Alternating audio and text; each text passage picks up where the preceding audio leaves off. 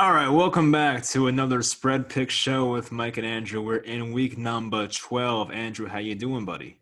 I am doing great. How are you? Not bad, not bad. It's cool that it's basically like a weekend night. It's Wednesday, and there's Yep. nothing to do tomorrow except for, watch football, eat food, and all that good stuff. So I'm excited about that. We'll do the review of last week, week 11, as we always do. So the first matchup was Arizona at Seattle, which really did feel like a month ago. I do always say that for Thursday night games, but it really feels Yeah. like a month ago. Seattle won that game. It came down to the wire.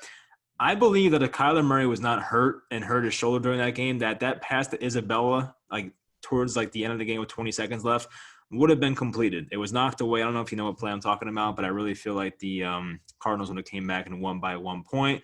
But that was not the case. So Seattle gets the win. We both get the win there. Tennessee at Baltimore. Baltimore was a -6, and I'm a fool. I have to come out and say I'm a fool that keeps chasing this thing that'll never happen, being the Ravens being this elite team that they were last year. And yeah, it did not happen. And of course, they lost in overtime. You got the win there with the Titans. Detroit Lions get a fat 0 against Carolina. Carolina, that defense is just, phenomenal. How can you score on the Carolina defense, right? I mean, come on. I think a lot of it had to do with, the thumb injury for Stafford, of course. And I don't think DeAndre Swift played, which, they definitely had some injuries. Amendola, I think Galladay was out too. So they had a lot of going against them, but to be shut out by Carolina is pretty bad. But luckily for us, we both took Carolina. So good news for us right there. Next is Philadelphia at. Oh, wait, I screwed it up, didn't I? They did not play the Cleveland Browns last week. Why did I put that in the graphics? So there was a mistake by me right there. All right, I'm not going to go over that game. Who did Philly play last week? As I completely effed Cleveland. that one up. Did they? Oh, they Yeah. did. I'm like, wait, okay, they did play Cleveland. All right, so I didn't screw it up. So Cleveland was a -3.5. I took the Browns. I know you took the Browns. I took the Eagles. Right, that's Yeah. how it went. You got the win there. Probably an unfortunate win for you because you wanted your Eagles to win that game. And I'm usually the guy that takes the Browns, but I took the Eagles. I thought it'd be a nice bounce back for them. And you know what? The Eagles probably could have and should have won that game. I mean, Miles Sanders fumbles on like the 10-yard line of Cleveland, I think, on the first drive. Carson Wentz throws one of the worst interceptions I've ever seen to Denzel Ward. And yeah, I mean, we'll talk about Carson Wentz later. I mean, that's something you wanted to talk about. So we'll get into that when that Seattle game comes up for them later. So next was New England at Houston. I took Houston as a last-minute switch, and thank God I did because they won that game. You took the L there with the Patriots. Pittsburgh at Jacksonville. My Luton run is over. He loses a spread here. They got walloped. It was not close whatsoever. My man Luton had 4 interceptions. He now gets benched for Mike Glennon. So not good. But Pittsburgh with a commanding win. You got the win there with the Steelers. Atlanta at New Orleans. It was Taysom Hill time. I thought on the show at the time it was going to be Jameis Winston time, but Taysom Hill, they get the win there. New Orleans defense looked very good in that game. No Julio Jones for some of that game, and the Falcons offense definitely struggled there. I got the win. You got the loss. Cincinnati at Washington. Joe Burrow, I guess prayers out to him. It seemed like a bad injury based on what we saw, and hopefully that kid's all right because he's a special talent. But they did take the loss there. Washington was a -2, and they won that game by definitely more than two. So, I mean, it wasn't by that much. It might have been by 9 or 10 points, but you got the win there with Washington. I took the loss. Miami at Denver. Miami was a -3, and it was a spread we were both confused by. We're like, why is Miami only a -3? Well, I think we know now because they flat out lost the game. Tua, the guy that someone on this show said is better than Joe Burrow, was benched due to performance. It wasn't an injury. So I guess we'll talk about him later when that game comes up. But not the best start to his career. I mean, look, he did get some wins and he's been managing games well, but I expect more, and hopefully he does that for you at some point. So we both took the loss there. The Jets, they had a fourth quarter comeback, not to win the game, but to cover the spread against the Los Angeles Chargers, who were a -8.5. We both had the Chargers there, and I felt very good about that through about 2.5 quarters. And then, of course, the Jets make this late comeback, and they spoil it for us. But congrats to the Jets for covering their, I think, second spread of the year. So good job by them. Green Bay at Indianapolis. This was a fun game. Another spread I was confused by. But look, Indy, I'm going to come out and say it, Andrew. I've been hesitant all year about this. Indy is a pretty legit team. They are. I have to say Yes. it. Yes. Um, Yes. this was a big win for them. It was definitely, you see a lot of young guys on that defense making plays. I actually saw DeForest Buckner was placed on the COVID list for now, so we'll see how that affects them if he plays on Sunday. But that is something to watch out for. But yeah, their defense is legit. their offense is good enough. Pittman's a really good player. I mean, even a guy like Zach Pascal's not too bad. So, like, they have a good team. And Jonathan Taylor finally showed up, which was nice to see. So they got the overtime win there. Congrats to the Colts. But we both took the Packers there, didn't we? You took the Packers, is that right? Yep. Wow. Oh, okay. So the Colts guy over here taking the Packers, unfortunately. Next was Dallas at Minnesota. I like this bet for Dallas. I should have put it in my favorite bets, but I didn't. But I took Dallas. I got the win there. They were a plus 7.5. You took Minnesota as a minus 7.5, but Dallas outright won that game, I believe. So, I mean, I always forgot. I work with someone who's a Cowboys fan. I completely forgot. Like, did you guys win this week? And she said, yeah. But I was like, I had no idea. I forgot who won that game. I just knew it was like a 4-point game, though. So, Dallas got the win there. Kansas City at Las Vegas, another good matchup between those two teams. Kansas City with the last-minute comeback. They left Mahomes too much time. The good news for you, though, is that the Raiders covered the spread. So you got the win there. I got the loss, but the Raiders did lose the game in real life, so not good news for them, but good for you on the spread. And lastly, the Los Angeles Rams at Tampa Bay. One of my favorite bets of the week, and Tampa Bay, they cannot play in prime time. I think we've seen it by now. That Giants game, they didn't look too good. They got a 2-point win there. They lost to Chicago. I mean, they just don't look too good in prime time. I mean, they kind of made a last-minute surge. Godwin had the nice touchdown to win me a fantasy matchup, so thank God for that play. But we both took the Buccaneers there, and we both got the loss, unfortunately. So you should have went with your Colts, your Rams. You would have got 2 extra wins, and you would have been tied with me at that point. So you must feel very bad about that right now. But with that being said, actually, we'll go over. So the favorite bets we had, I was Tampa Bay, loss. I got New Orleans, that was a win. You had Miami, that was a loss. And you had the Panthers, which was a win. So 2-2 combined for us. Not the worst week we had, but definitely not the best. So hopefully we do better there. But I'm 82, 75, and 4 now. You are 80, 77, and 4. So 2 games back. You are creeping up closer and closer. I feel like I need to have a good week at some point. Hopefully this is the week. So with that being said, let's get into week number 12, I believe it is. We start with the Houston Texans at the Detroit Lions. The Lions played home every Thanksgiving, as we know. I think these teams played on Thanksgiving like 6 years ago. I don't know if you're too young for this. You were probably like 10 years old when it happened, but it was a game where Justin Forsett's knee hit the ground, I think, and he ran it in for a touchdown, but there was no like reviewable plays on scoring plays at that point. So the touchdown that shouldn't have stood. I forgot who won the game. That's like the one play that stood out to me. But anyway, Houston's a -3 on the road. We both like the Texans here. So Andrew, take it away. Well, I'm going to choose the Texans here, basically straight off of what happened last week to the Detroit Lions. Like, if you're not going to be able to put up a single point against the Carolina Panthers, then how do I expect you to not only cover a spread, but just win a game in general in this situation? Houston Texans defense, I don't think, is as good as the Carolina Panthers. They will let up points in this game. They're not going to get shut out once again, but Houston scores, and they score a lot. Like, they are a team that no matter what's around him, and Deshaun Watson's proven this, he gets it done. He knows how to score, and he can score at literally any time with anyone, it seems like. So with that being said, I mean, 3 points for the Houston Texans to cover here, I think that's very, very possible. I think they can almost go above and beyond on this spread, possibly maybe win this game by maybe double digits. I just cut out there for a second. My Your camera battery died, but you're good. my battery was low. But yeah, I think I'm gonna go with the Texans here because I just don't like the ability that the Lions have to score against a defense like the Texans, and I do really trust Deshaun Watson and the Texans to get things going offensively. I think those two will create gaps, and I think the Texans should get by with a little bit of ease, I would say. Yeah, I think I agree with that. I kind of hope for a close game just for entertainment wise, but I can see the Texans winning this one by about 10 points or so, which might be crazy, but both teams are missing some weapons here. I think Kenny Stills is out for the Texans side. Randall Cobb's out for the Texans side. Duke Johnson stinks. David Johnson's in there, not in there at running back. He's still on his last game of the IR stint, I believe. And then you look at Detroit's side, and they have Galladay out. DeAndre Swift might miss with a concussion. I need him to play. I hope he does, because if he does play, I think he'll go off against this Houston defense that can't stop the run.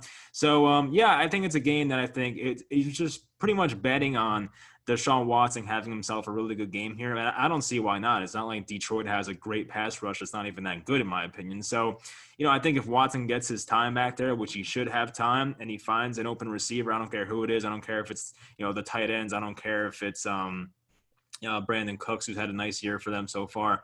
I don't care who it is. They'll find a way to move the ball. They'll find receivers. Even Kiki Kute is having a pretty decent season, lately, at least the last few weeks, but he's been showing up in there. So I think they'll be able to put up points here. And as you said last week, seeing that the Lions put up 0 against the Carolina defense, that's not good. The Texans aren't much better. They can't stop the run for anything, but I really just don't trust the Lions offense whatsoever. I think Deshaun Watson's the best player on the field. So I will take the Texans there, and hopefully it's only 3 points. So hopefully they find a way to cover there for us. On to the second and now last game for Thanksgiving, which I said is a pretty good thing because I don't really need the third game. I know some people love it, but I can go with 2. But it is the Washington football team. I know Andrew said the R word before. I was not happy with you about that. So watch your mouth. Washington football team, they're at the Dallas Cowboys, and the Cowboys are a -3. So they're favored to win. I'm taking Washington, and you're going to go Dallas here.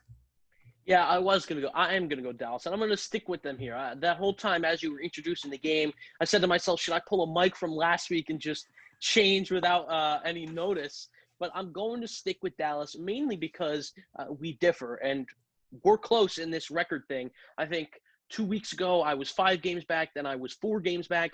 Now I'm 2 games back. I'm inching closer and closer. So any differential I can get whatsoever, even if it might be risky for me, I'm going to try and take advantage of. And I can see Dallas covering this spread. I think that win against the Vikings last week was very encouraging, especially since the Vikings were still able to run the ball and they lost. Imagine running the ball with Dalvin Cook and having success the whole entire game and losing. I mean, it's unheard of in Minnesota. That doesn't happen. So I do think that Dallas is starting to get things going here. I did see a couple analysts start to say that this race is between, in the NFC East at least, it's between Dallas and New York. It's kind of moved away from Philadelphia here, and it's Dallas and New York. So I can see that as a real possibility as long as Andy Dalton, that wasn't a fluke last week, as long as he still plays well, can at least just keep the ball in his hands or punt the ball. That's really the only way I want them to possibly give the Washington football team the ball. So if he can't turn the ball over, that's perfect for me. I think he'll have a pretty clean game. What does concern me, though, is I think, at least in my remembrance of Thanksgiving games with Dallas, they struggle. They're not that great on Thanksgiving. It's really true. Last year, I remember they had John Brown throwing touchdowns out there for the Bills. Just watching them lose is fantastic on Thanksgiving, especially since I would say about a third of my family are Dallas Cowboys fans. Just watching them, especially how close the race was between the Eagles and Dallas at that point last season. It was fun, but I do think Dallas will take this one. There was also a game in 2015 when the Panthers were undefeated at the time where the Cowboys were actually favored on Thanksgiving and they got their asses handed to them. So that's another example. The Chargers a few years ago played them as well. They had a bad year too, the Chargers, and they actually won that game outright. So yeah, Dallas sometimes doesn't show up on Thanksgiving. I don't know what it is, but I'm going to go with the Washington football team, and it would benefit my Giants if Washington won this game because it's better for our tiebreaker scenario. But if they find a way to win this game, that would be nice. So, Dallas is a -3. So even if we lose by 1 or 2 points, then, I'm chilling. That's fine. So, look, I mean, Dallas, they had a bounce back, I guess you can say, because they looked so bad before the bye. They come out with Andy Dalton. They look a lot better. And the Vikings don't have much of a defense. I think Washington's defense is pretty better. It's not a lot better, but it's better than what the Vikings have to offer. So they should get some pressure on Andy Dalton. Can they get the run game going? We'll have to find out. Zeke, was – he's not the old Zeke, it seems like, this year, but even his backup, Tony Pollard, ripped a 40-yard touchdown against the Vikings last week, so we'll see if they can get him involved. But I feel like this Washington offense is competent enough to move the ball consistently, and, Terry McLaurin's having a fantastic year. He might get to 1,000 yards this game, honestly. He's having a really good year. Their run game's not too bad. J.D. McKissick isn't too bad. They, give Logan Thomas some easy catches. So I think they can move the ball for sure. I think Washington has the better defense. They're better coached. And speaking of coaches, I think Dallas had a death for one of their coaches. Was it a strength and conditioning coach or something like that? They had a death from one of their Yeah. coaches. So, yeah, hearts out to him. I mean, that's a terrible situation. I mean, for the Cowboys, hopefully they come out and play hard for him. So I guess if Dallas won that game, I can accept it for that standpoint. So I do feel bad for them. But I think Washington is the better team. So I'm going to go with the, I almost said it, Washington football team to cover the spread. And I think they could win this game outright, to be honest. So on to Sunday's games. Las Vegas Raiders, they are at the Atlanta Falcons. Las Vegas is a -3 on the road.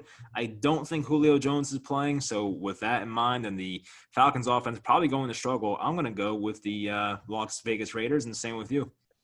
Yeah, they are clicking. I mean, that's literally the way to describe the Las Vegas Raiders right here. What you see with good teams that are struggling, or supposedly good teams at the beginning of the season, it's just not right. Like, it's either the offense is doing bad and the defense is doing well, or the defense is doing bad and the offense is doing well. That's what you're seeing with a lot of these teams that were supposed to be like Super Bowl contenders. I think that's what you're seeing with the Ravens as an example. It's the exact opposite for the Raiders. I mean, the Raiders are clicking on both sides of the field, and they're really playing like it.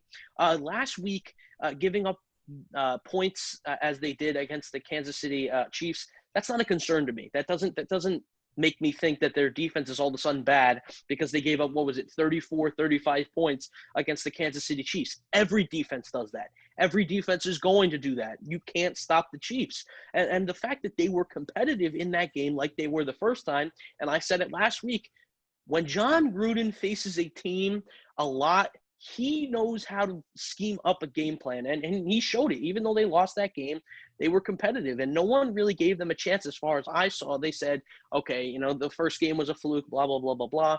The Raiders are a legit team, and I'm going to take them over an inconsistent Atlanta Falcons team, which if you're a better, it's not really a smart move to go with the Atlanta Falcons week to week, if I'm going to be honest. They're probably the most inconsistent team in the NFL. You don't know what you're getting week to week. So based off of that, I'm going to choose the Las Vegas Raiders because they've been great on offense. They've been great on defense, better than expected on both sides of the football. Derek Carr has been extremely underrated this year. I think people need to shed more light on him. Henry Ruggs, they're starting to get him more involved.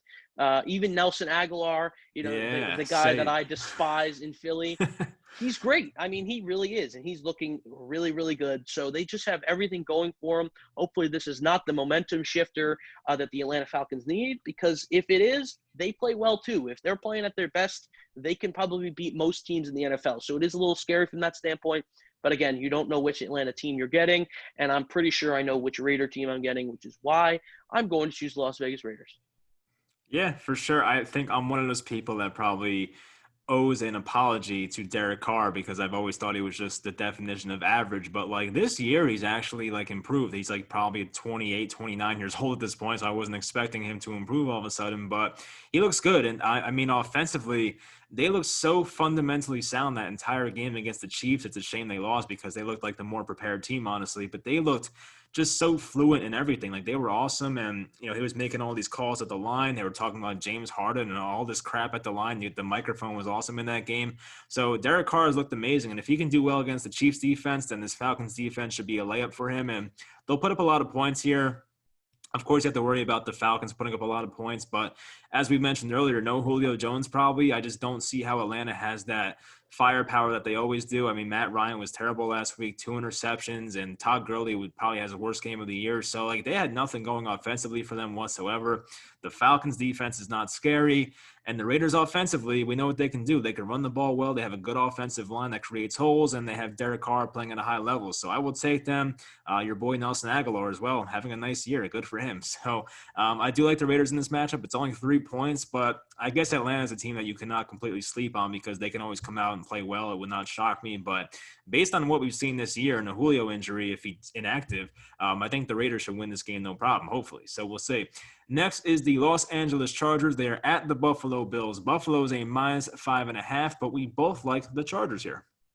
Yeah, I am going to take the Chargers here. And you have to think at this point, as unfortunate as that Joe Burrow injury was, as squeamish as I get watching that, especially when Red Zone doesn't warn you about what they're going to show you. They just plop it on the screen and you're just stuck watching it happen. Joe Burrow is the front runner for Rookie of the Year, and he's the front runner to become probably the best offensive rookie to ever step in the NFL, quarterback-wise especially. So LA is they've just been playing well, and there's really no other way to put it. Like we said, we've continuously said this.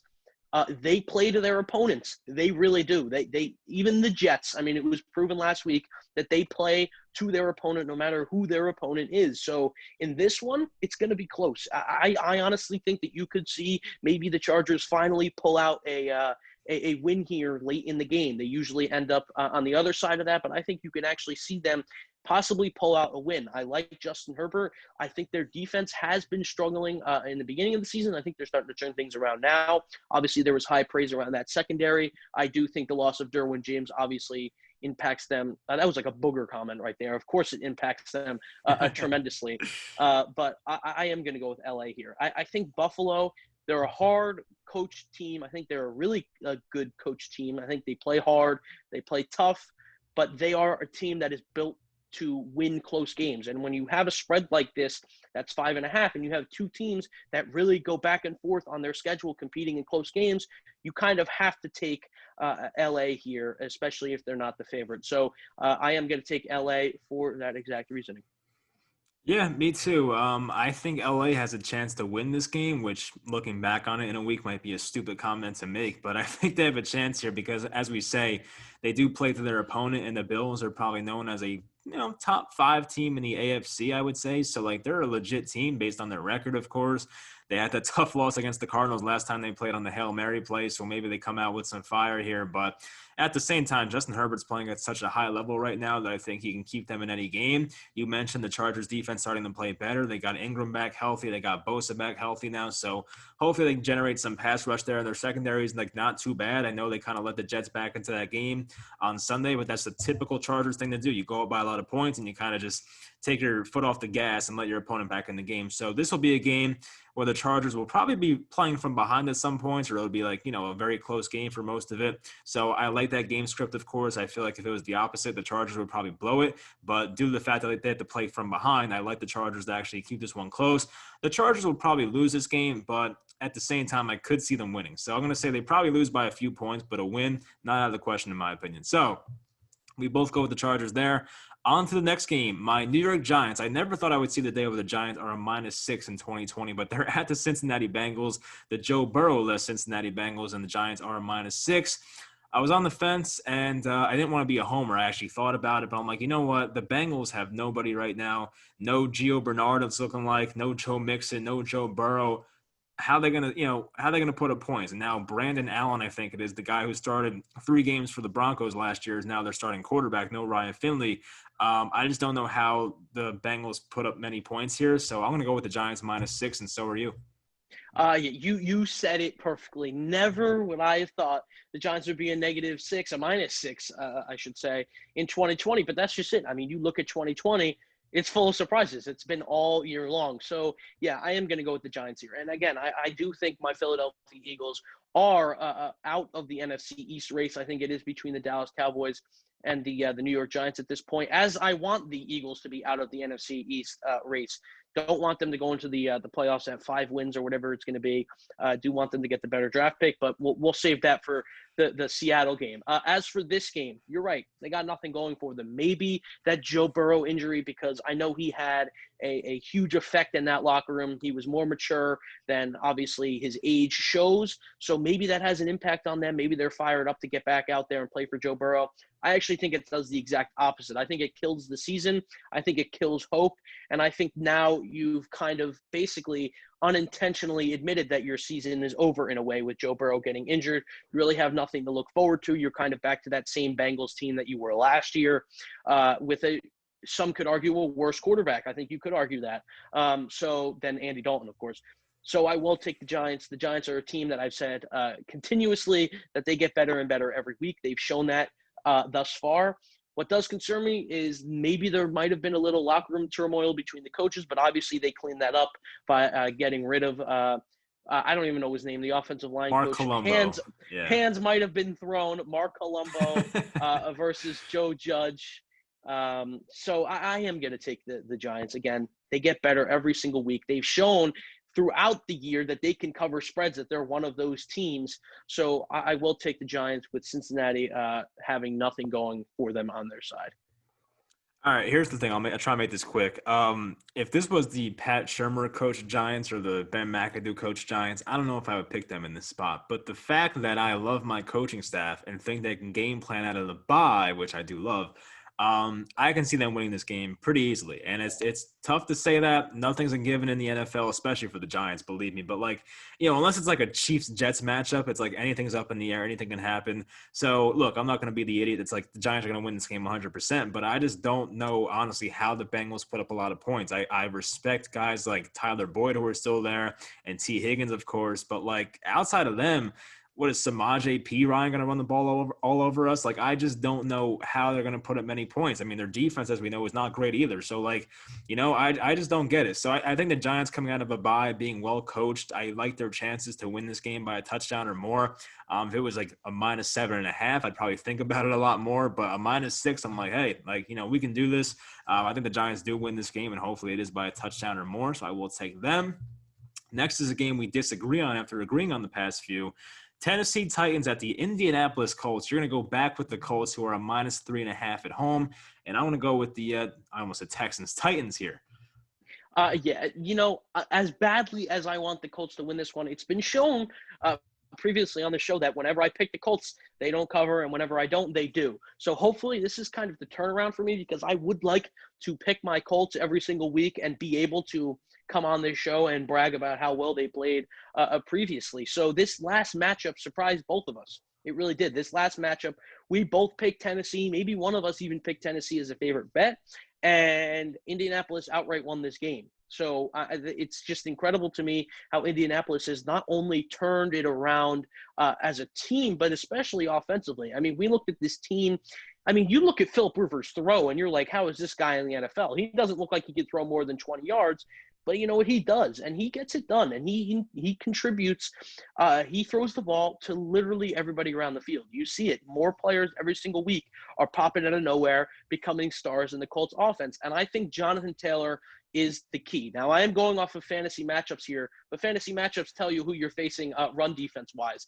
They have some really good matchups against some bad run defenses, and including this one against Tennessee here. And I think Jonathan Taylor, you give him more than 20 carries, he's going to do more than your other guys in that locker room will do. And it's been shown, the 2 games that he's had 20 carries so far in his NFL career, he's had 90 yards and 101 yards. That's good. That's good. That's a running back right there. And he can catch the ball if you need him to. I think he's big in this game. I think they need to really rely on the running back unit as a whole, not just necessarily Jonathan Taylor. If they do rely just on Jonathan Taylor, that's perfect for me, because, again, I have him in fantasy football. But I don't think that will happen. Now, what I will say, A.J. Brown dropping these passes, it's not going to consistently happen. And it's been the reason why, especially in the Colts game, that some of these games were really, really close, and some of these games went not in their favor, didn't go in their favor, I should say. So that scares me too, because I don't think A.J. Brown will consistently keep dropping passes the way that he has been. I think they will game plan better, but I do want to pick Indianapolis just because I've been so high on them all year, and I finally want to see them succeed when I pick them. Right. You want to hear a crazy story? I know I always interrupt things and get us off topic, but I just saw, and I had to make sure this was true, but there's this Jets reporter, Manish Mehta, I think his name is. He apparently was banned from the facility after he stalked Joe Douglas's son. I mean, that's as bad. Joe Douglas is probably in his early 40s, mid 40s. How old can his kid be? That is a wild story that I have to read into later, but it's true. So I don't know. That's a very bad look right there. I had to look into that more, but crazy stuff in this world. All right, so what game are we on? The Titans here. So yeah, right, the Jets. Probably not the worst thing that happened to the Jets all year, which is a bad thing, but it's the Jets. Anyway, so I wanted to put this stat out there. I know the Colts have a tough defense. We all get that. But the Titans have definitely been in some tough defensive matchups this year, and they are averaging 26 points against tough defenses like the Bears, the Steelers, and the Ravens. So in those 3 points combined, 26 offensive points per game. That's a pretty good number to get to. And like, I know the Titans defense is not what it should have been this year. It's not as good as it should be, but I still like the Colts can run the ball, I guess, sometimes. I know you were hyping up Jonathan Taylor, and he has all these good matchups coming up. And look, for one of my teams, I hope he does well. But at this point, and like I've been fooled once, I just don't want to be fooled again by Jonathan Taylor. So if he comes out and barely plays and doesn't do well, I would not be shocked here either. So I don't know if I can fully buy into the offense. I fully buy into the defense of the Colts, but at the same time, the Titans have proved to me before that they can put up points in a tough matchup, and this one's no different. So I feel like this is a matchup where like it's 3.5 points of a spread. The Titans can definitely keep this one close. You keep the ball on the ground with Derrick Henry. Probably a long-lasting game, honestly. Like guys that, you have teams here to try to run out the clock and whatnot. So it should be one of those like long grinding games, and I think it'll be a close matchup throughout. So I could see the Titans winning this game, of course, and we'll see what happens. They're coming off that overtime win, so I'm sure they're very happy about that. But same thing with the Colts. So I mean, we'll see which team is riding at a higher, feeling better about themselves right now. But I do like the Tennessee Titans to at least cover this matchup. I don't know if they'll win, but at least cover a 3.5. So next is the Cleveland Browns at the Jacksonville Jaguars. Mike Glennon is starting for them. I don't know the last time Mike Glennon started a game. It was probably for maybe the Buccaneers a few years back. I have no idea, but it's been a while since Mike Glennon's been a starter for an NFL team. Cleveland, though, is a -6 on the road. We're both going to go Cleveland there, -6.5. I'm very surprised you went Cleveland. I honestly, as much as you love your Browns, you love your 1 week starting quarterbacks even more, if I'm being honest. You like to pick them. I remember the last time Jacksonville had a new starting quarterback. Obviously, it was Jake Luton or Luton, as Mike likes to say. He literally watched him throw one pass and decided that spread off of it. Now, I'm not going to hate on him because he got it right, but I am a little surprised he didn't go with Jacksonville, especially because it's Jacksonville and it's the same situation. But I've watched Mike Glennon play before. He stinks. Like, I'm not concerned about Mike Glennon. I didn't know who Jake Luton was. I know who Mike Glennon is. And he's garbage. Fair enough. But I think Jacksonville, this is a type of game that Jacksonville can just all of a sudden just play well in. I don't think it will happen, but I really could see it because it seems like every single time I go against Jacksonville, they just play like it's none of their business. Like they shouldn't be playing at that level, but they are for some reason. They're staying in games with teams like the Packers, etc. So I am going to go with Cleveland here, however. So I think I haven't checked the weather, but they're in Jacksonville, correct? Yeah. Cleveland should finally have some good weather. Although with their luck, they'll probably have a hurricane come in Florida, on Sunday. But I am going to go with Cleveland. And I watched this Cleveland team play last week as a Philadelphia Eagles fan. Am I impressed? No. But is Mike Glennon starting, like you said, for the Jacksonville Jaguars? Yes. And I think that's really all I need to go off of. I don't know if Myles Garrett – I think Myles Garrett is out again for this game. So that's a big loss. But Cleveland can handle it. They can win against a crappy Jacksonville team with Mike Glennon as their quarterback by at least 7 points. I mean, it can happen. And I think it will happen. So – based off of that and all the offensive talent that they have, I don't think Cleveland has yet reached their ceiling, and I don't think they will this season, if I'm being honest. I think that's going to take some time with Kevin Stefanski in there. I do really like Kevin Stefanski. I like my Nick Chubb in this game, which is why I am going with Cleveland. Yeah, I don't blame you. I know Myles Garrett's out, which is huge, but former Giant Olivier Vernon, 3 sacks on Sunday against the Eagles. You have to love that. So if he gets in there again and gets a couple sacks on Mike Glennon, who's definitely not the most mobile quarterback, that's for sure, then the Cleveland Browns defense will be fine. I don't really expect the Jaguars to pass all over the Browns. I don't think the Browns secondary is amazing, but, I think DJ Chark just showed up on the questionable injury list now, so that's something to watch out for me. But the Jaguars, they have decent receivers, I get it. But Cleveland's offense, it should be good enough. And they've been playing in some terrible weather, as you mentioned, the past 3 games. I think it was the Raiders won, the Texans won, the Eagles won. 3 games in a row now. They played in Cleveland, and the weather was terrible. So now you go to a hopefully sunny and nice Jacksonville. You get to unleash Baker Mayfield a bit, who's had a decent year. He hasn't been good, but not terrible either. So This could be a spot for Baker to go out and have a nice game. I know they don't have Odell Beckham anymore, but at the same time, they have Higgins and Landry and Austin Hooper's back now. They have, who was that guy who had like the 75 yards, who had a big catch? I forget the guy's name, honestly. I think I wrote it down on my phone, but some receiver for Cleveland. You know what I'm talking about? Yeah, Like, no, I you know know, number right? 82. I know exactly what you're talking about because he was just like the Richard Kadero Rodgers of that Kadero game. Hodge, right? Kadero Yeah, Hodge. Hodge. Yeah. Yes, that guy. He might have a couple big plays in here. So I do like the Browns offense to put up points here. We know they can run the ball.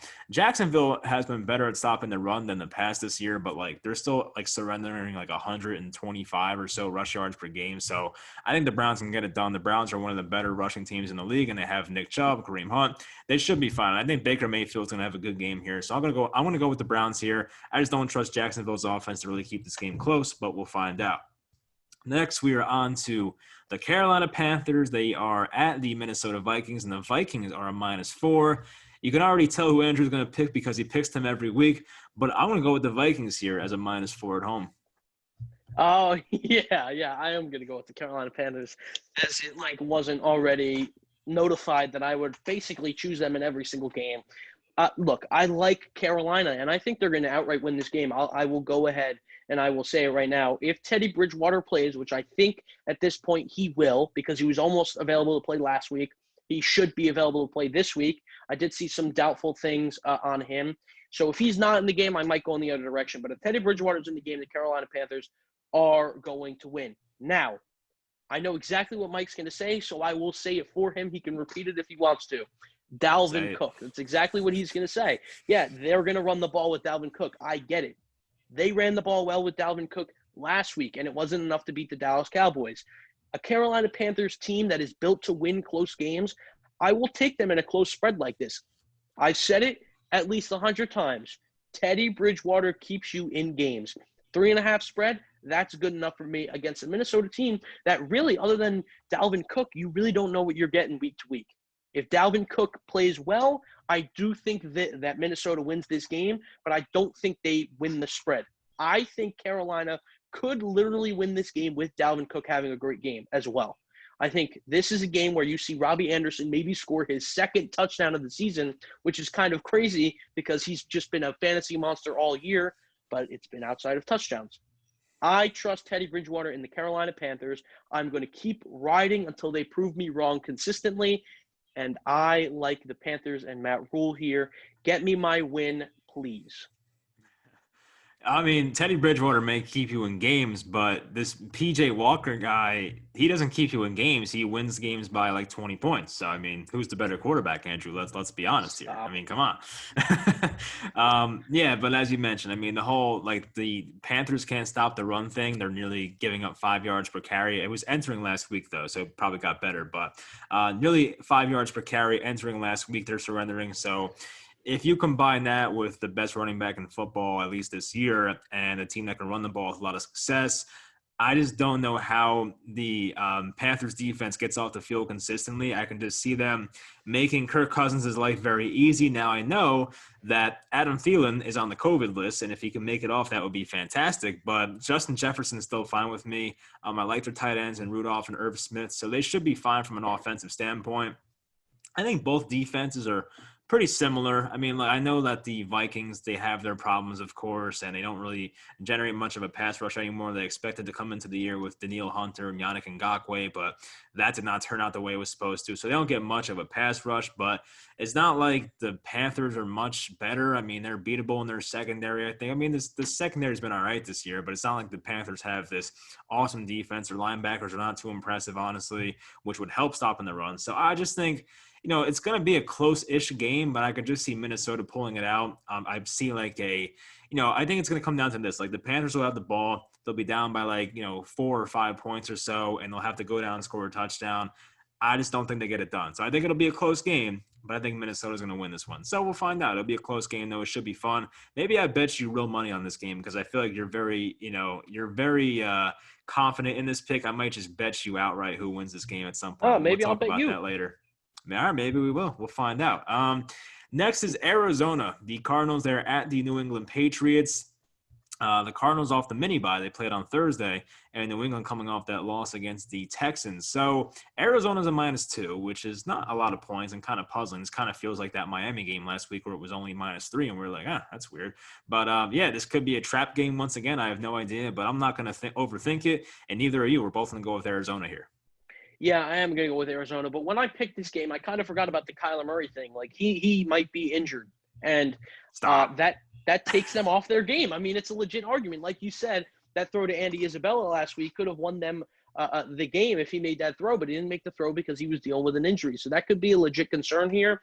But no, I really don't think against the New England Patriots. Now, this might be another Miami-Denver game from last week that we just get completely wrong and we are just completely confident on. But we've stuck with Arizona all year, and to an extent, they've proved us right. I mean, majority of the time they have. So I am going to stick with Kyler Murray and the Arizona Cardinals here. Not much of an analytical standpoint. Obviously, anytime you're facing Bill Belichick, it does get scary. But I just don't know. I think Cam Newton, he's playing better, but I don't think he's playing well enough to cover a 2.5 spread against an Arizona Cardinals team that's coming off of a loss, but that shouldn't be too much of a confidence loss for them overall. They know they're a great team. They have great coaching. Cliff Kingsbury can really scheme it up. He's shown that he's one of the better schemers in the league, if you will. So I am going to go with Arizona here. If I got, as some would say, by Vegas here, I wouldn't be surprised because, again, we're still looking for that what made it a 2.5 point spread thing. But I am going to go with the Cardinals here because I've been confident with them all year. And usually the teams that I'm confident with all year, I stick with. So Arizona is another example of that. Yeah, this is not the game to shy away from Arizona, in my opinion. But I guess you made all the points for the Cardinals, and I just read this stat. The one, it's not even a stat, though. I mean, I'll get with that later. But really, Cam Newton, in my opinion, had his best passing game of the year. Like, we saw a lot of instances this year of Cam Newton running the ball very well and having some success passing, but I feel like last week was his best overall passing game. We saw some deep balls. Even that Demir Bird guy had like a long touchdown from him. So like, I feel like Cam Newton's probably maybe getting better as a passer. I don't know if he's still dealing with the shoulder injury. I have no idea, but he did not look like right throwing the ball this year, but maybe he finally figured something out with his mechanics. I don't know, but maybe he looks better. But yeah, the Cardinals are allowing 264 passing yards per game. So, there is a concern there that maybe Cam Newton finally figured it out and will become a good passer again. But I don't know. I feel like I've seen enough this year where it's probably not going to happen. And I've seen some quotes from Kyler Murray where he says he feels fine, he feels good. So, like, I'm not too concerned about that. I would hope that he has a good game, of course. And, Kenyon Drake's going to come back. He was injured at some points this year. The Patriots have not been that great against the run this year. So, I mean, they could run against them for sure. And I know Gilmore's probably back this game. They'll probably match up against Hopkins most times. But even then, they have other options like Isabella, who we mentioned. Larry Fitzgerald actually looked pretty good last week, and Christian Kirk. So, like, they have guys outside of that can get the job done. So, I do like the Cardinals here. Maybe we're wrong, and maybe we're just completely off here. But I just feel like the Cardinals are a much better team. So I'm going to go with the Cardinals here for a -2 on the road. And it is the West Coast team going east. I get that whole thing, but I'm not too concerned about it. They'll be up for this game because they've had the 10 days off by that point. So I'm okay with it. I'm going to go with the Cardinals as well. Next, we have the Tuas, Miami. They're at the Jets. Miami's a -7. Once again, like I always feel like I want to pick the Jets, but I just don't do it. I just can't. But Miami's a -7. We're both going to go with the Dolphins here. Yeah, I'm surprised you went with the Dolphins. I thought you were going to pull another, Andrew, I changed my pick, kind of thing in the middle of our recording here. But look, I'm going to take Miami because I think Brian Flores made the right move, and I'll discuss this move a little bit later with another quarterback. Benching a guy in the second half, that's great to me. That's what a quarterback needs to be shown that maybe it's not his team. They were winning games with Ryan Fitzpatrick. Now I get they were winning games with Tua as well. He's 3-1 starting games. So he's still their guy. But the fact that he got benched in the second half should show him that nothing is guaranteed in the league. It's almost like a little punch in the face, especially after that stupid quote. And I don't like this from him. I thought it would be harder. You don't say that. As a rookie quarterback in the NFL, you don't say that. It shows that you have a lot of confidence when you really haven't even been around the league at all. Now, I give him a little bit of credit because, he has been playing pretty well over that 3-game period there. But I think against the Jets, I think this is a game where Tua bounces back and he says to himself, look, nothing's guaranteed. Maybe it's not as easy as I thought. I thought this job was mine. Obviously, that's not the case. Let me go earn it back. And I think this is one of those revenge games, if you will, maybe a revenge game from Adam Gase. Who knows? Maybe Adam Gase becomes the best coach in the NFL after this game. I don't know. Could happen. Who knows? Stop. Maybe he absolutely demolishes the Miami Dolphins. Again, I really don't know. I know one of our commenters is going to be a little mad that you didn't pick the Jets in this one because, she relies on you to pick the Jets every single week. But that is not the case this week for us. We are going to go with the Miami Dolphins, and I feel pretty confident about this one. Tua is going to have a good bounce-back game. That's my guy, and I think he will earn his starting job back. Didn't Tua have a quote that he said like the NFL is easier than I expected or something, or was that? Yeah. He thought it would be harder. You don't say that.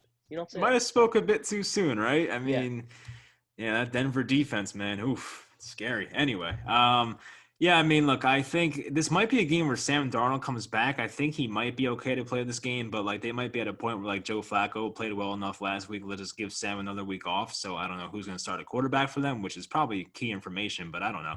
So the Dolphins, I mean, they should be able to pass the ball well in this game.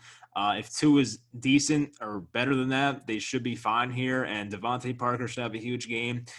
They should be fine running the ball. They get Myles Gaskin back, I believe. So, I mean, yeah, that should help them a lot, of course. And I like Salvon Ahmed, but I still think Gaskin's probably a bit better, So I think that'll help them for sure. I just don't really trust anything that the Jets are doing.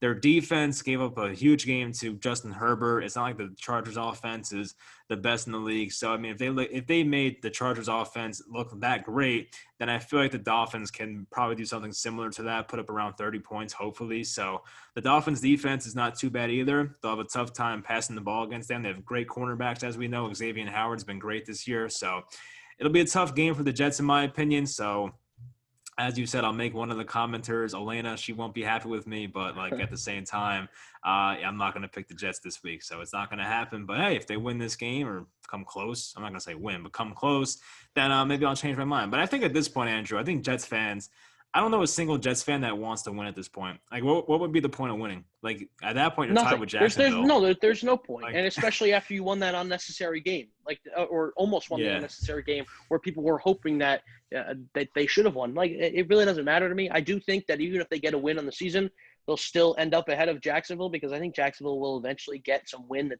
again, I don't think they will win, but of course they will. But, yeah, it just doesn't make sense to me. It doesn't. Yeah, I mean, if you're a Jets fan, like, what do you watch for at this point? You just watch to see if Mims is the real deal. You just watch 100%. Becton. Who's the corner they had? I just had his name in my head. The guy from Virginia, Bryce Hall. Like, they have some young guys to watch out for. So, I don't know. But Denzel Mims looks like the real deal, to be honest with you. So maybe we'll see him have a nice career.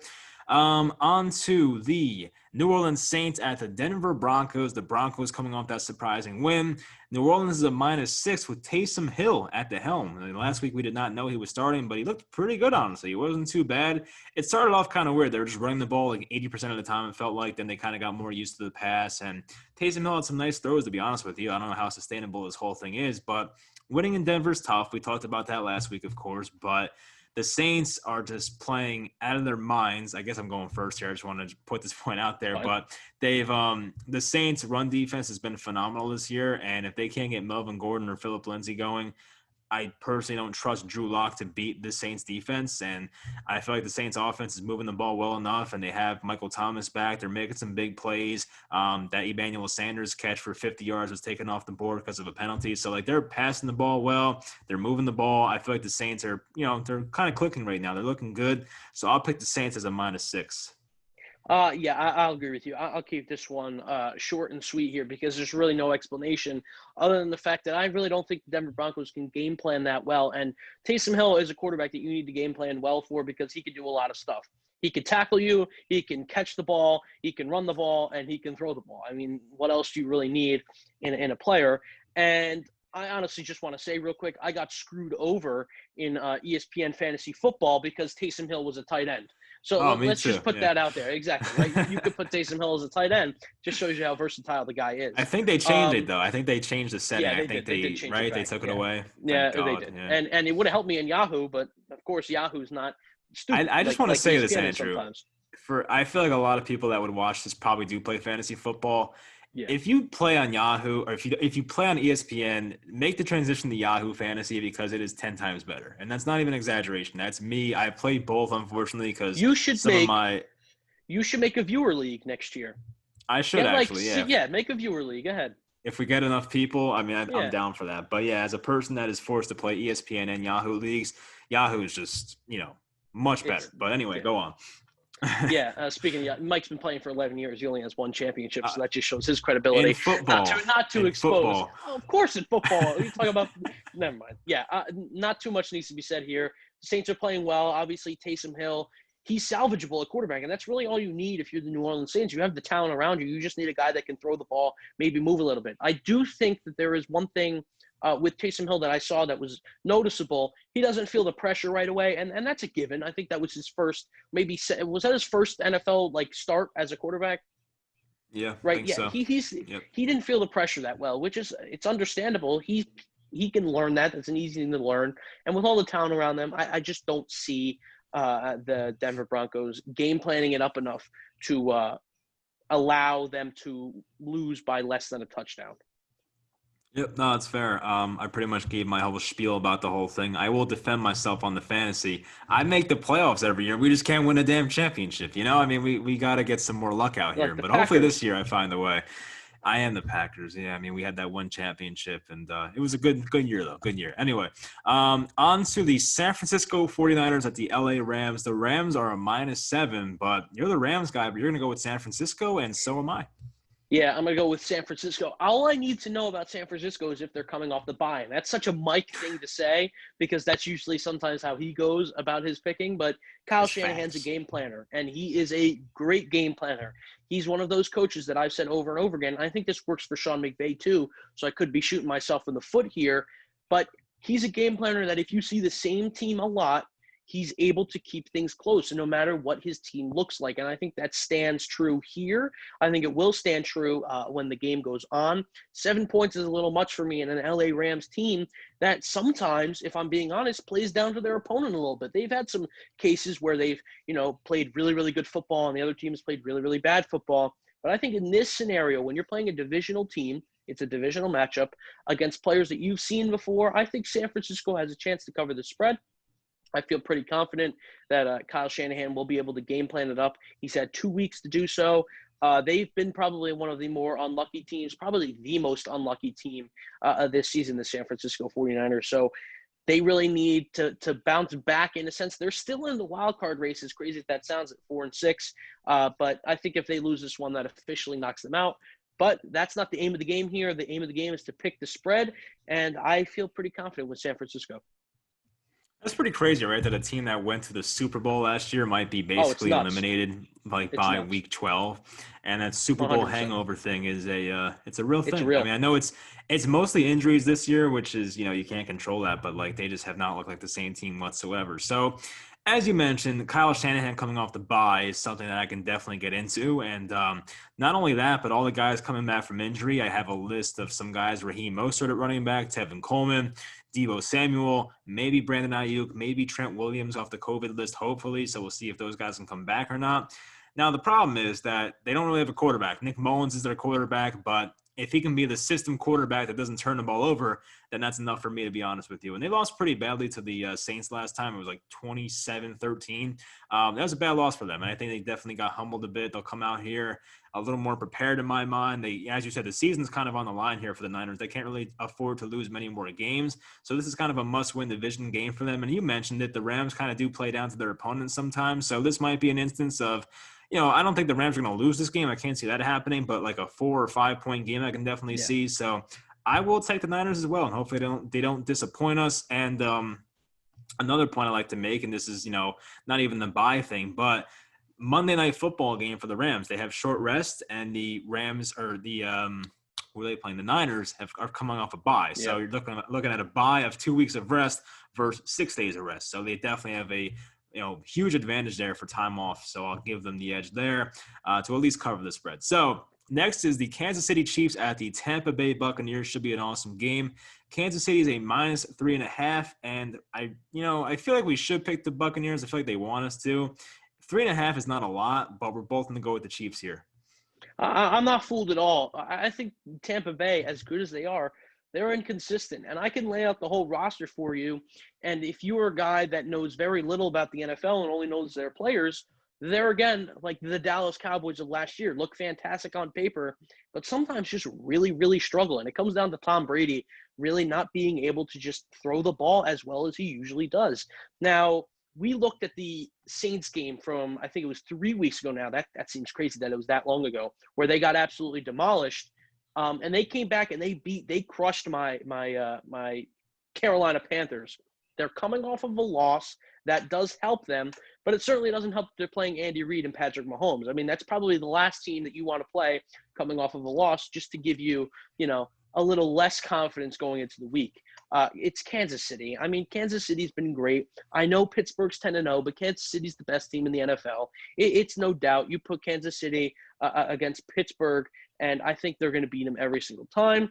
I think Kansas City is a team that is built to beat a team like the Tampa Bay Buccaneers.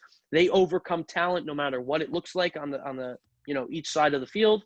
They overcome talent. They are talented within themselves. They can run the ball. You see Clyde starting to get involved in the red zone, which is something I know your brother's not too happy about because he just traded him in fantasy.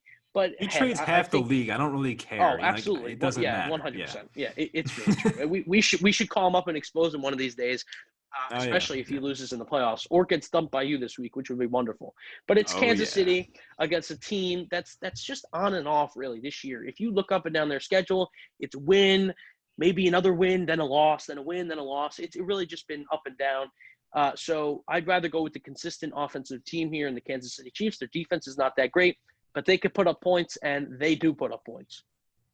Yeah, I mean, my concern here, I just saw that the Buccaneers have an NFC high 12 interceptions this year, and Patrick Mahomes has made some mistakes here and there. We saw him make a bad throw Whoa. against – yes. You say NFC high 12? Yeah.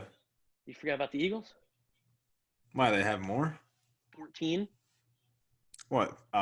Defensive interceptions or Carson Wentz interceptions? Oh, sorry, I was talking about Carson Wentz interceptions. Yeah, I'm talking about defense. I mean, if you want to bury your quarterback even more, I'll let you do that. We'll get to that later, actually. But yes, defensively, the Buccaneers have the most NFC interceptions, which could be a bad thing for a guy like Mahomes that throws the ball a ton. But as you mentioned, Clyde looks better. Edwards-Helaire, he does look better. They're using him more. And the Buccaneers do have a really good run defense. We know that. And this can be a game where Patrick Mahomes is asked to do more than he usually does, and I think he can do it. I just don't know how you cover all these guys. We see Tyreek Hill being more consistent now. Travis freaking Kelce's unbelievable. So, you got to love this team that they have there. Mecole Hardman came back from the COVID list. He had one catch in there, but he'll be due for a big catch in there at some point. So, I think I like the Chiefs here. I mean, I'm not too confident because the 3.5 seems a bit fishy, as I mentioned before, but they're just a better team. And I feel like this is probably the Super Bowl favorite right now, the Chiefs, and you're playing a team that was once a Super Bowl favorite in the NFC. Maybe this is a Super Bowl preview. We'll find out in a few months from now. But at the same time, this should be a fun matchup. It should be a good one. I'm looking forward to a good football game here. And the Buccaneers are just unpredictable. They have weeks where they look great and look like the NFC representative for the Super Bowl. And then some weeks like last week where Tom Brady is just throwing the ball to nobody and they look awful. So we'll find out which Buccaneers team we get. But I do have faith in the Chiefs to have a good game plan here. And you know what? Their defensive coordinator, Steve Spagnuolo, has definitely shut down Tom Brady before. My Giants fans know what we're talking about here, 2007 Super Bowl. So why not do it again? He knows Tom Brady, knows his weaknesses. So we'll find out what happens there. But I do like the Chiefs, and as do you for this game. Next is I guess this is Sunday Night Football, the Chicago Bears. I just have to say this. They put the freaking Bears in too many primetime games. What are we doing here? I don't want to watch the Bears. I love football. I'll watch every primetime game and every, 7 hours of red zone because I'm a fool. But why do I have to watch the freaking Bears? I don't care to watch this team. I know their defense is good, great, but it's all about offense these days. Watching David Montgomery run into his lineman's ass is not fun to watch. It's it's just awful. I don't want to see this anymore. But anyway, Green Bay is a -9 at home, and you're going to go with the Bears. I'm going to go with Green Bay here. I'm going to go with the Bears with not much confidence at all offensively, but the Packers do struggle against good defenses, and it's been proven all year long that they play down to their opponents, especially when their opponent has a great defense. Chicago Bears defense keeps them in games. Now, they might be tired of the offense, just being completely lackluster, not being able to score while the defense is working their what's off and getting crap done.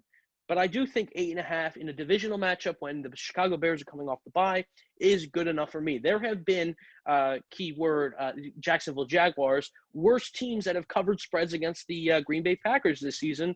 I think Chicago has a chance here to maybe put up a fight. But I think 8.5, once you get to that territory with the Green Bay Packers, you kind of have to take a step back, look around the field, see what's going on, and you have to really look at that Chicago Bear defense. I do think, again, it is possible that Chicago, their defense kind of just plays, whatever, because they know their offense isn't really going to do much for them. But I just think this one's a little bit of a risk. This one might put me up ahead of you. It might put me down below you. Who knows? But I am going to trust Chicago here. Nick Foles, hopefully he can get something going. He has the pieces around him. I feel bad for Allen Robinson. I feel like he's the more underrated receiver in the NFL right now. Put him on a team with a decent O-line, a decent quarterback, and he will do pretty well. But I am going to go with the Chicago. Yeah, okay. Yeah, I am going to go with Chicago here. So it all comes down to the defense for this one, and if they play well, I think I'll be able to cover my spread. Yeah, 9 points is a lot. I won't give you that. But I mean, I just feel like in games where the Packers are supposed to win, they usually dominate. I know they had that close one against Jacksonville where they won by 4, but outside of that, they've been like killing teams that they're supposed to kill. I just don't see the Bears being anything good. Like, they don't even have a quarterback right now because Nick Foles is hurt. I don't know if he's starting. They have Mitch Trubisky. I don't care which one starts because I don't fear either of them. So I just don't know how you put up points here if you're Chicago, or at least put up a lot. And I see here that the Packers have allowed 192 passing yards per game at Lambeau Field this year. Very good number. And that's probably against some good quarterbacks. So imagine if it was Nick Foles or Mitch Trubisky. I mean, that could be even worse. So maybe David Montgomery finds a way to do something in this game in the run game. Cordero Patterson does something at running back. We'll find out. But I just don't know how Chicago puts up a lot of points here. And I do like Chicago's defense, of course, but this is not a good spot for them. You have Devontae Adams playing out of his mind, and Aaron Jones is good, of course, and Alan Lazard came back, and that guy Valdez-Scantling's been making some big plays for the Packers as well. I just don't know how you stop them for a full 60 minutes and make this an even close game. I think the Packers can win by 10 or more, so I will take the Packers in that matchup. But 9 points is a lot, so we'll see who's right there, but I will take Green Bay. You go Chicago. You know what? I'm going to save the Eagles for last. We'll just end up with that. We'll leave off with that, I should say. I don't know what time this game is, but it should have been the last one of the Thursday nighters. Baltimore at Pittsburgh. Pittsburgh's a -4.5. As I mentioned in the opener, I'm a sucker for Baltimore. I picked them every week. I saw you picked Baltimore first, and I was like, you know what? If I lost with them again, I'd feel stupid. So I'm going to just tail you and pick Baltimore as well. Honestly, I'm pretty surprised that you are going to go with Baltimore again. They have disappointed you this season, but obviously he's riding against the better spread picker. The record doesn't show, but I've gotten unlucky this year. So when I pick the Ravens, he picks the Ravens. That's it. That's how it's done. That's how you know you're just better than your opponent right there when he just copies what you do. It's okay. We appreciate that here. He doesn't want to lose too badly. I understand it. It's okay. The Baltimore Ravens, I will make a bold prediction right now, and I know there are several of you who flame me in the comments for some of my comments. Specifically, I don't know any names, but you know who you are. You exposed me when the when the Eagles didn't cover the Giants spread. I apologize firsthand. I responded to your comment. You didn't respond back, but that's okay. The Baltimore Ravens are going to be the Pittsburgh Steelers' first loss of the season. That's as bold as it gets, especially when the Pittsburgh Steelers are 10-0. I do think the Pittsburgh Steelers are riding the wave a little too much here, and it's time for that wave to crash. Unfortunately, I don't think it's going to crash long term. I think they're still going to be a fantastic team going into the playoffs, probably the 1 seed going into the AFC. If they're not, that's a little disappointing. But I do think in a divisional matchup like this, I love my divisional matchups, they get close. You mentioned before we started that Baltimore probably should have won that first matchup. They played pretty well. Probably better than I've seen them play as of late in that game, but they choked it for themselves, and that's a real possibility. That's something that you've seen the Ravens do pretty much all season. It's just give it to the other team. But I am going to go with the Baltimore Ravens. Not much of an analytical standpoint, but I do trust Baltimore against a team they've seen. John Harbaugh has to have seen Ben Roethlisberger like more than he would want to at this point. He's seen what he can do. The weapons are undisputably fantastic around Ben Roethlisberger. They did a really good job there. But I think you're going to see a 1 in that loss column after this week for the Pittsburgh Steelers. And, hey, it's bold, but I like bold. Yeah, I mean, it could happen. It's not the boldest of the bold, Yeah. and I do hope you're right because we would be correct about the spread, of course.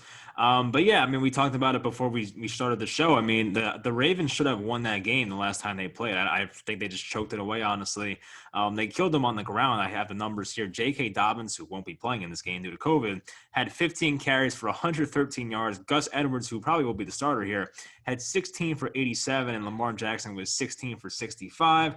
So now it's Gus Edwards and Justice Hill, I think it is. I don't know who their other backup would be. Maybe that Duvernay guy gets in the backfield sometimes with he's the speedster they have, so maybe they put him in there. But I mean, look, I say it every week, and I'm wrong every week. The Ravens have to figure this out. They're too good. They are too good of a team to be this bad. They have too good of a head coach and John Harbaugh to be this bad. I just don't see it being this bad of a team. And you know what? If they lose this game, it's not like their playoff hopes are over, but like it's a bad look. Like to be that great last year, go 14-2. A loss here would put them at, I don't know what their record is right now. What are they? They are, I don't have it in front of me, Andrew. Do you know what their record is? They would be 6-5 after this, I think it would be, because they're 6-4 now, aren't they? I mean, it's not a terrible record. You can still make the playoffs with that, but I mean, still, it'd be a bad look going 14-2 the previous year, and you're expecting Lamar Jackson in year 3 to get better. It has not been the case so far. But yeah, I mean, Pittsburgh is a good team. Don't get me wrong, but they're not this unbeatable 10-0 team that will go 16-0 this year. I don't see it happening. Look, I was very high on Pittsburgh this year, so I'm happy they're proving me right and having a good year.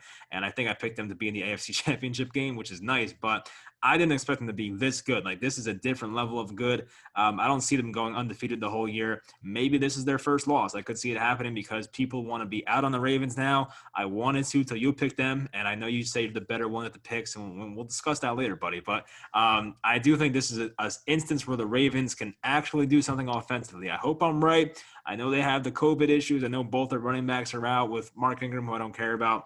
J.K. Dobbins is a pretty big loss, though, but I think Justice Hill is fine behind him. So we'll find out, but I think they'll keep it close. They usually play close games, these two teams, and Justin Tucker's awesome, so he'll probably keep them in the game anyway. So to cover a 4.5, I think I would take the Ravens as well. And now we end with what is a Monday Night Football game. By the way, I think that Baltimore-Pittsburgh game is a 1 o'clock game, I think. So 1:15. I guess we'll find out Sunday. 1:15? That is very odd. Was this freaking baseball or something? But anyway, Seattle at Philadelphia. So Seattle's a -6. Philadelphia has looked atrocious in recent weeks, and they have that Giants loss. They have the Browns loss, and I thought they were going to win that game, honestly. I looked like a fool, but they turned the ball over at will. And Seattle's defense has been looking better. They're getting healthier. They get Carlos Dunlap via trade. They get Jamal Adams back from the injury. They're looking a lot better. I don't know why. Should I just pick the Seahawks just for the sake of the show? Because I did pick the Eagles, but I kind of feel like I shouldn't now because it's just not as fun. But It's fine. You can do whatever you want. Again, it's fine. But you make your case. Now you make your case, and then I'll tell you afterwards. This is my case. If you're Carson Wentz right now and you're practicing in the Eagles facility and you don't think that there is a legit chance that you could possibly get benched in the second half, then you probably either need to get drug tested or need to get an IQ test. Because I think it's almost a guarantee that if he doesn't play well in this first half against the Seattle defense, who you've said, they're getting better, they're getting healthier, but they're still not that great. If he doesn't play well against this defense, I don't know.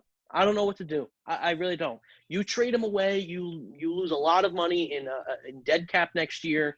You do whatever with him. I do think Wentz is going to be a good quarterback outside of Philadelphia. Do think there's too much pressure on him after Nick Foles won that Super Bowl. Kind of mentally tired. I've seen multiple NFL executives actually come out and say that they think the same thing. They think that he's mentally destroyed, which I could agree with to an extent. I do think Carson Wentz is a good quarterback, and I do think the Philadelphia Eagles are better than what they are showing currently. And I do think they cover this spread, but I just don't feel confident that they can win this game. I feel like they can somehow get a late touchdown and cover this. Is exactly what the Eagles do. They like to score late touchdowns and make a game seem closer than it really was on the scoreboard. I think that's exactly what they'll do here, but the Seahawks have had tremendous success against the Eagles. like tremendous success. I don't think Carson Wentz and Doug Peterson have beaten Seattle once, and I think they've played them 4 times. They've just been atrocious. Now, I will say, if Carson Wentz was in that playoff game last year against the Seattle Seahawks, I do think they beat the Seahawks. I really do. Maybe. I think he scores touchdowns on most of those drives that Josh McCown couldn't, but that's just me. And again, if you're in the comments and don't think that Jadeveon Clowney hit was dirty, I'm sorry. Frankly, I just disagree. I completely disagree. Of course, my brother says the exact opposite because he wants to get me triggered. But my case for this game is that if you're Carson Wentz and you do not have the biggest chip on your shoulder in this game and go out there and outperform and prove everybody wrong in this game, then I think you seriously need to consider benching him. Wow. I was not expecting all that, but it is crazy that we're like at this point where Carson Wentz could potentially be benched. You mentioned how the Seahawks usually beat you guys. I will say this. I think the Eagles have played at least 2 primetime games to my memory this year. The one against the Niners, you were over my house for the beginning of that, and the Eagles won that game outright. And then the one against the Giants on Thursday night where, of course, they came back and they won, and we know. But anyone else I'm forgetting or no? Any other game I'm forgetting? Or Cowboys. Who won that one? Eagles. They're 3-0 in primetime. They're 0-6-1 in 1 o'clock games. Time. Wow. Well, I'm picking the Eagles, baby. I'm still picking the Eagles. Wait, where was that Cowboy game? Was it in Dallas or – I don't remember anything that happened in that game. No? I don't even know. It was such an awful game. Oh, yes. It was the what was the guy's name? The freaking Italian quarterback. Danucci, yeah, that guy. It was that game. Yeah, that shouldn't even count as a win. That was just an ugly game where they just had to get through 16 minutes. But sure, you guys won that game. But yes, 3-0 in primetime. So can they make it 4-0? Maybe, probably not. But I think they can cover a 6-point spread. I will take the Eagles as well here. I don't feel too confident about it. And I like Carson Wentz. He seems like a fine dude, but, I think he's a little, as you said, kind of mentally worn out here. He just seems to play hard, like just too hard. You know what I mean? Like he's just in the pocket and just eluding from the rush and just making stuff happen all the time. And I think he's reached a point where he's trying to do too much consistently. I don't know if he's built for this offense with Doug Peterson or what it is, but I still feel he's a very talented player. So maybe he, as you mentioned, moves on from Philadelphia and goes somewhere else. He's still young, but that dead cap situation would not be good for the Eagles cap space going forward. But let me ask you this. As an Eagles fan, if you see Jalen Hurts get in there at some point, what are your expectations? Can Jalen Hurts be a competent quarterback? No. Or is it just like – No, he can't. He can't. And Doug Peterson has said this, which is why Carson Wentz is still in the game. Doug Peterson is seeing something with Jalen Hurts where he can't throw him out there and trust him. He said last week that taking Carson Wentz out and benching him would basically admit to your team that your season's over. And I think he's right. And I think he is right. And look, you look at 3-6-1 and you say, come on, Andrew, their season is over. You look at the NFC East, their season's not over. Like if they can actually start to turn things around, they can legit make the playoffs. Do I want them to? No. Do I think maybe they will? Possibly. I don't know. I don't know anymore. I thought Carson Wentz was great. I thought he was a great quarterback. I don't know. I don't know what happened. Aren't you guys in first place by a half game technically? Yeah.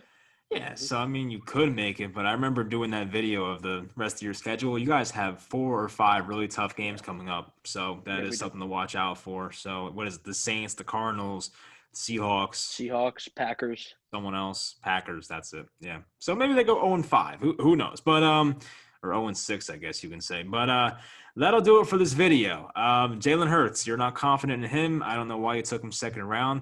Who are some guys that the Eagles could have taken over him? Just to make it funny. I'll put this as an example for everybody out there right now. It mesmerizes me. If Jalen Hurts wasn't picked to eventually start over Carson Wentz, and that draft was basically to surround Carson Wentz with as much talent as possible, which is what they said it was at the end, why weren't you willing to trade a second-round pick and your first-round pick to the Falcons to get CeeDee Lamb? If that second-round pick was eventually going to turn into Jalen Hurts, you're telling me you weren't willing to give up Jalen Hurts for CeeDee Lamb? I mean, Jalen Reagor's good. Good. But CeeDee Lamb's better. So was Justin Jefferson. You know what I mean? Like, we screwed it up. Yeah. You might have. I mean, we'll see how that plays out. They're still young, but definitely not a good look right now. But I guess we'll see how that one plays out. But yes, if the Eagles win this week somehow, that would be huge and definitely a way to save your season. But I see where you're coming from about not wanting to make the playoffs. I guess it's kind of pointless. I mean, I kind of feel the same way as a Giants fan. Like, I know my team has no chance of winning a Super Bowl, and I probably shouldn't be saying this when we're doing the video because people are going to hate me for it. But I don't see a scenario where the Giants win a Super Bowl, which is what I want to make the playoffs for that reason, to win a Super Bowl. It's not 100%. good just to make it.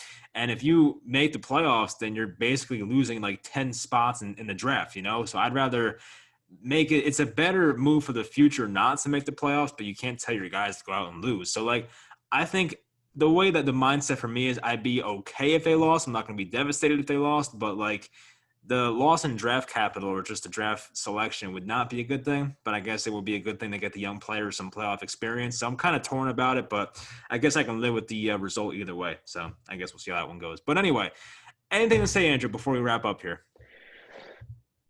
Don't be too harsh on me in the comments. Fair enough. Actually, we need to do favorite bets real quick. So if you want to give me your you're two right. You're favorite correct. bets before we get out of here. I'm trying to think of what I was overly confident. I'll go Arizona, and I will take. Should I make it fun? Should I make this one fun? Oh, by the way, tiebreaker Eagles. at the end of the season. Does that go to favorite bet record? Let's say we tie at the end of the season. But I'm not even taking track of that, so I have to go back and do the math. Yeah, but sure, I guess we can do that. I'll go with Cleveland. Cleveland. I think I'm gonna say the Eagles. Okay, Cleveland and Arizona. I'm gonna go with the LV Raiders for me, and I will also take. Who else I want to take? Good pick.